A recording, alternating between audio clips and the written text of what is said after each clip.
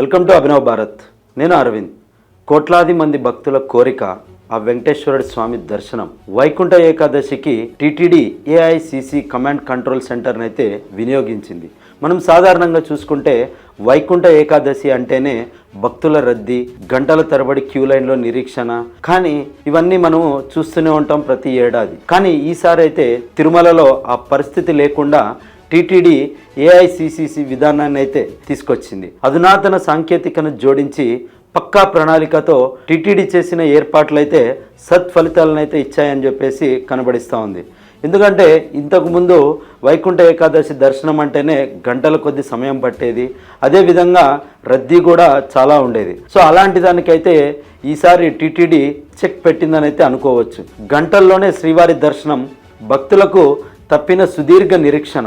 ఎందుకంటే దాదాపుగా ఇంతకు ముందు చూసుకుంటే చాలా గంటల సమయం అయితే పట్టేది స్వామి దర్శనానికి. అయితే ఈసారి అయితే దాన్ని తగ్గించడానికి ఏఐనైతే వాడటం జరిగిందని చెప్పేసి టీటీడీ అయితే తెలపడం జరిగింది. ఏఐ 3D మ్యాపింగ్తో క్యూ లైన్ల పర్యవేక్షణ కూడా చేయడం జరిగింది. దీనివల్లనే రద్దీకి అడ్డుకట్ట జరిగిందని చెప్పేసి తెలుస్తుంది. ఇదే విధానాన్ని సర్వదర్శనానికి కూడా అమలు చేస్తామని చెప్పేసి టీటీడీ ప్రణాళిక చేస్తుంది. అయితే తిరుమలలో వచ్చినటువంటి భక్తులు సంతృప్తినిచ్చాయని చెప్పేసి కూడా తెలుపుతున్నారు. రికార్డు స్థాయిలో భక్తులు తరలి వచ్చినప్పటికీ ఎక్కడ తొక్కిసలాట కానీ, గందరగోళం కానీ, గంటల తరబడి వేచి చూసే ఇబ్బందులు లేకుండా దర్శనం లభించింది.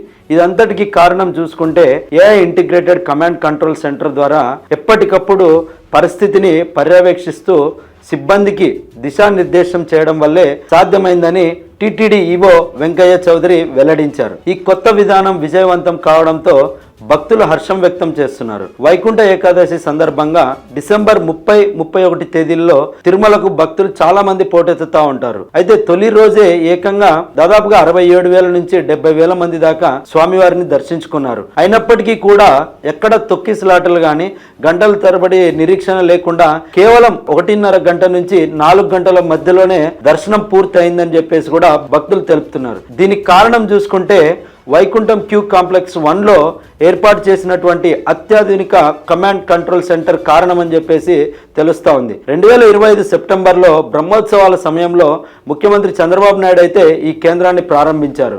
అయితే ఇది ఎలా పనిచేస్తుంది, దీనివల్ల మనకు సమయం ఎలా తగ్గింది అనేది చూసుకుంటే ఈ కమాండ్ కంట్రోల్ సెంటర్కు దాదాపుగా 300కు పైగా సీసీటీవీ కెమెరాలు అయితే ఉంటాయి.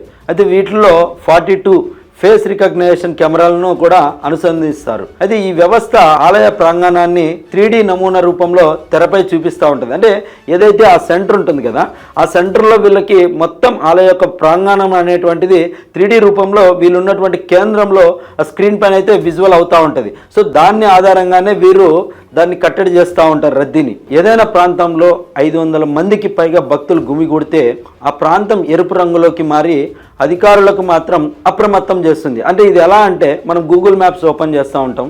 గూగుల్ మ్యాప్స్ ఓపెన్ చేసి వెళ్ళేటప్పుడు మనకి ఎక్కడైనా రద్దీ కనిపించినప్పుడు ఆ మ్యాప్స్లో మనకి ఎలా చూపిస్తూ ఉంటుంది, రెడ్ కలర్లో ఇండికేట్ చేస్తూ ఉంటుంది.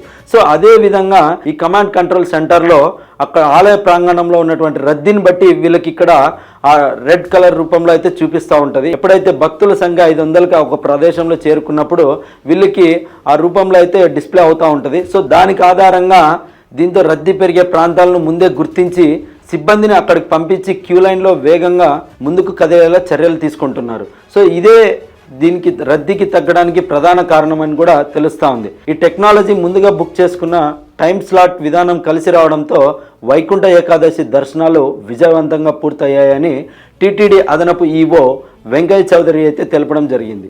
అయితే భక్తుల నుంచి మంచి స్పందన వస్తున్న నేపథ్యంలో జనవరి 2 నుంచి సర్వదర్శనం భక్తులకు కూడా ఇదే విధానాన్ని అమలు చేయాలని, భవిష్యత్తులో లడ్డు కౌంటర్ల వద్ద రద్దీని నియంత్రించేందుకు కూడా ఈ టెక్నాలజీని విస్తరించాలని చెప్పేసి కూడా టీటీడీ యోచిస్తోంది.